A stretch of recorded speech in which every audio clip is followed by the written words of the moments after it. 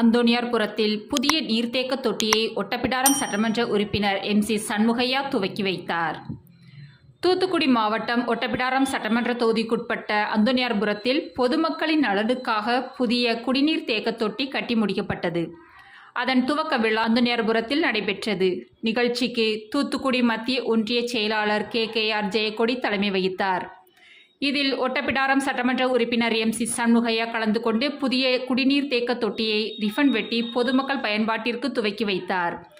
நிகழ்ச்சியில் அந்தோணியார்புரம் பங்குத்தந்தை ஸ்டீபன் மரியதாஸ், ஊர் தலைவர் ராயப்பன், செயலாளர் இருதயசெல்வன், துணைத் தலைவர் அந்தோணி சார்லஸ், கல்விக்குழு பொறுப்பாளர் லியோன்ராஜ், கத்தோலிக்க வாலிபர் சங்க தலைவர் மெசியா, மாவட்ட கலை இலக்கிய பகுத்தறிவு பேரவை தலைவர் பொன்னரசு, திமுக ஒன்றிய வழக்கறிஞர் அணி மகேந்திரன், தொழிலாளர் அணி மொபட்ராஜன், தகவல் தொழில்நுட்ப அணி மணிகண்டன், மகளிர் அணி புஷ்பம், சுற்றுச்சூழல் அணி சிவராஜ், கிளை செயலாளர்கள் கண்ணன், அந்தோணிமுத்து, சிவா, மரியதாஸ், ஜெயபாலன், சஞ்சய்குமார் மற்றும் ஊர் மக்கள் கலந்து கொண்டனர்.